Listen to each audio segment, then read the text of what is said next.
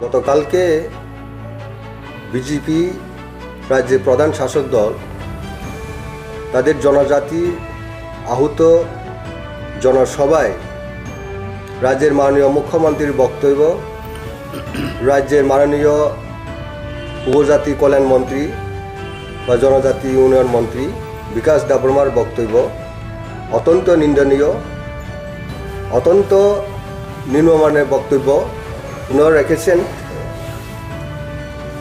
সেই সমস্ত ইস্যুকে নিয়ে এবং ককবরক ভাষা এবং গত পরশুদিন আমাদের দেশের খ্যাতনামা শিল্পী জুবিন নেটওয়ার্ল্ড এই অনুষ্ঠানে যে ঘটনাটি হয়েছে অনাকাঙ্ক্ষিত ঘটনা, এবং সেই সমস্ত বিষয় নিয়ে আজকে আমাদের প্রেস কনফারেন্স আহ্বান করার মূল উদ্দেশ্য। প্রথমে ককবরক লিপি নিয়ে রাজ্যের মাননীয় মুখ্যমন্ত্রী যে বক্তব্য রেখেছেন সেটা অত্যন্ত আপত্তিকরজনক।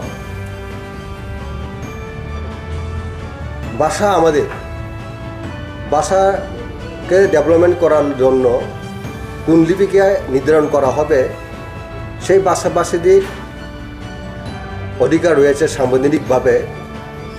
আজকে আমরা লক্ষ্য করেছি গতকাল রাজ্যের মুখ্যমন্ত্রীর বক্তব্যে ওনার যে আসল মুখোশ বেরিয়ে এসেছে, ককবরক ভাষা ডেভেলপমেন্টের জন্য উনি এক বিন্দু ইচ্ছা নেই, পরিষ্কারভাবে অনীহা প্রকাশিত হয়েছে। আমরা আশা করেছিলাম রাজ্যে মার্ক্সবাদী কমিউনিস্ট পার্টি নেতৃত্বাধীন সরকার 25 বছরের সরকার বগলদাবার সরকার অবসান ঘটলে এই রাজ্যের দীর্ঘদিনের দাবি ককবরক ভাষা ডেভেলপমেন্টের জন্য, উন্নয়নের জন্য এবং আমাদের ছাত্রছাত্রীদের সুবিধার জন্য এবং ভাষাকে আরও এগিয়ে নেওয়ার লক্ষ্যে নতুন সরকার গঠিত হলে ইতিবাচক পদক্ষেপ গ্রহণ করবেন এবং সরকারিভাবে স্বীকৃতি গ্রহণ করবেন। তা না করে গতকালকে মুখ্যমন্ত্রী যে বক্তব্য রেখেছেন এটা সম্পূর্ণ বিপরীত। উনি যেভাবে বক্তব্য রেখেছেন, চাকমা ভাষা, চাকমা জনজাতি গোষ্ঠীরা চাকমা স্ক্রিপ্ট ওনারা নিজস্ব ভাষা ডেভেলপমেন্টের জন্য স্ক্রিপ্ট ওনারা করতে পারে, তাহলে আপনারা কেন ককবরক ভাষাভাষীর বুদ্ধিজীবীরা ভাষাবিদরা সেইভাবে নিজস্ব স্ক্রিপ্ট করতে পারেনি? এটা অত্যন্ত একটা উপজাতি অর্থাৎ ককবরক বিরোধীর একটা বক্তব্য। ককবরক ভাষা ডেভেলপমেন্ট করার জন্য তো ককবরক ভাষা কমিশন গঠন করা হয়েছে, কমিটি গঠন করা হয়েছে অতীতে। সম্পূর্ণ রিপোর্টগুলি রোমান হরফে সাই দিয়েছিল, রোমান হরফের পক্ষে রিপোর্টটা জমা পড়েছিল সরকারের কাছে। ডক্টর পবিত্র সরকার ভাষাবিদ ভাষা কমিশন গঠন করে সেখানে পরিষ্কার রাজ্য সরকারের কাছে জমা পড়েছে, সামিল করা হয়েছে। এই রাজ্যের ককবরক ভাষাভাষী জনগোষ্ঠীরা রোমান হরফে ককবরক ভাষা ডেভেলপমেন্ট করার লক্ষ্যে ককবরক পাঠ্যপুস্তকে হোক, সম্পূর্ণ সব ক্ষেত্রে রোমান হরফে ওনারা সাই দিয়েছে, ওনারা চায় একথা পরিষ্কারভাবে উল্লেখ করে গেছেন। তারপরেও 20 বছর ধরে এই কমিশন সাবমিট করার পরে আজকে 20 বাহু তলে চলে গেছে। রাজ্যের মুখ্যমন্ত্রীকে আমরা আহ্বান করছি, আবার পুনরায় আহ্বান করছি, ওনার মানসিকতা, ওনার দৃষ্টিভঙ্গি পরিবর্তন করা হোক। আমরা ককবরক ভাষাভাষীরা আমরা জানি আমাদের ভাষা কোন স্ক্রিপ্টে ডেভেলপমেন্ট হয়, কোন স্ক্রিপ্ট গ্রহণ করলে আমাদের ভাষাকে বিকাশ করা যায়। এই ব্যাপারে আমরা যথেষ্ট ওয়াকিবহাল, আমরা এই ব্যাপারে আমরা জানি। তার জন্যে আমরা দীর্ঘদিন ধরে এই রাজ্যে আমাদের ককবরক ভাষাকে ডেভেলপমেন্ট করার জন্য রোমান হরফের পক্ষে আমরা দাবি করে এসেছি।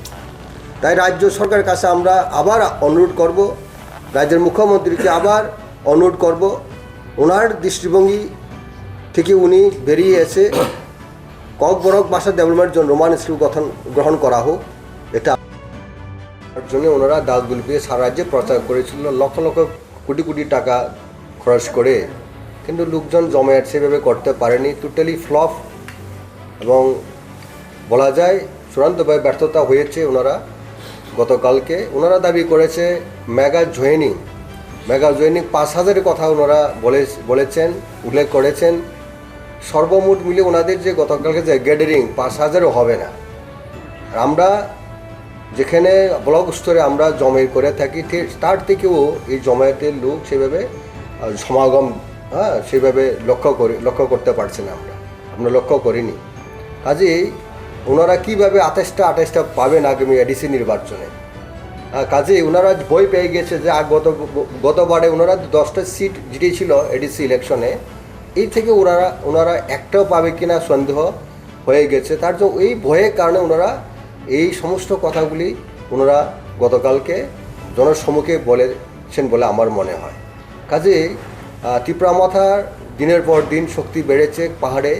আগামী দিন ত্রিপুরা রাজ্যে মহারাজার নেতৃত্বে আগামী এডিসি নির্বাচনে আবার আমরা ক্ষমতায় ফিরছি, এবং আগামী 2028-এর নির্বাচনে আমরা এই রাজ্যে আমরা মহারাজার নেতৃত্বে সরকার আমরা গঠন করবই, সে আশা আমরা রাখি।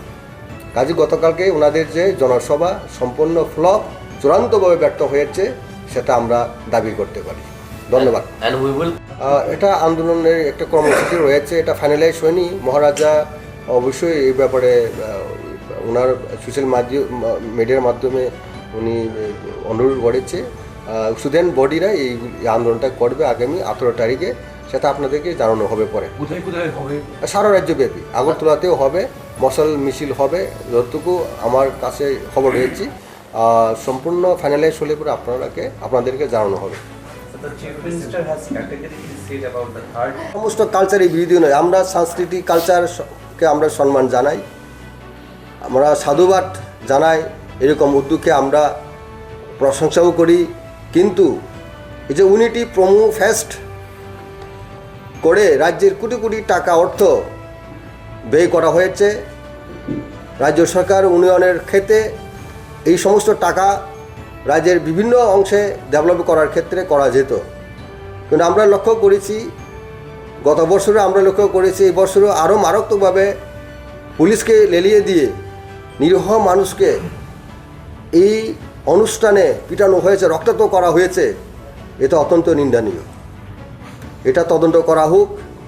যারা পুলিশ নিরীহ মানুষকে রক্তাক্ত করেছে, পিটানো হয়েছে, তার বিরুদ্ধে সরকার ব্যবস্থা গ্রহণ করা হোক, এটা আমাদের পক্ষে দাবি। আর একটা আমরা আপনাদের মাধ্যমে যে রোমান হরপের ব্যাপারে রাজ্যের মুখ্যমন্ত্রী যে বক্তব্য রেখেছেন, আমাদের সরকারও আরেকটা দল, শরিক দল আইপিএফটির স্ট্যান্ড। রাজ্য মুখ্যমন্ত্রী যেহেতু আমাদের সমস্ত অংশের মানুষের বিকাশের জন্য মুখ্যমন্ত্রী, কাজে আমাদের ককবরকের ডেভেলপমেন্টের জন্য, ককবরক বিকাশের জন্য যে রোমান স্কেপের বিরুদ্ধে বক্তব্য রেখেছেন, দেবনাগরীকে গ্রহণ করার জন্য যেভাবে ডিকটেশন দিয়েছেন, আমাদেরকে এইভাবে ডিকটেট দিতে পারে না। কারণ মুখ্যমন্ত্রীর মতো পদে, সাংবিধানিক পদে বসে এইভাবে বলা অসাংবিধানিক বলা যায়। কাজেই মুখ্যমন্ত্রীকেও আমরা অনুরোধ করব, আপনি অসাংবিধানিক কথাবার্তা বলা থেকে প্রত্যাহার করা দরকার, পরিহার করা দরকার। আপনি মুখ্যমন্ত্রী, রাজ্যের সকল অংশ মানুষকে নিয়ে চলতে হবে। ডেভেলপমেন্টের জন্য আমরা সবসময় অঙ্গীকারবদ্ধ, আমাদের মহারাজ সবসময় অঙ্গীকারবদ্ধ। ডেভেলপমেন্টের জন্য যে কোনো ব্যক্তি মুখ্যমন্ত্রী থাকুক, আমাদের মহারাজা সবসময় বদ্ধপরিকর, প্রতিজ্ঞাবদ্ধ, ইতিবাচক গ্রহণ করবেন রাজ্য বিকাশের ক্ষেত্রে। কাজে আমরা রাজ্যের মুখ্যমন্ত্রীর উদ্দেশ্যে বলবো, আপনি যে বক্তব্য রেখেছেন, এই বক্তব্য থেকে আপনি সরিয়ে আসুন, রাজ্যের বিকাশের জন্য এগিয়ে আসুন, ইতিবাচক পদক্ষেপ গ্রহণ করুন। আমরা সেটা আপনার কাছে আশা রাখছি। নমস্কার। নাও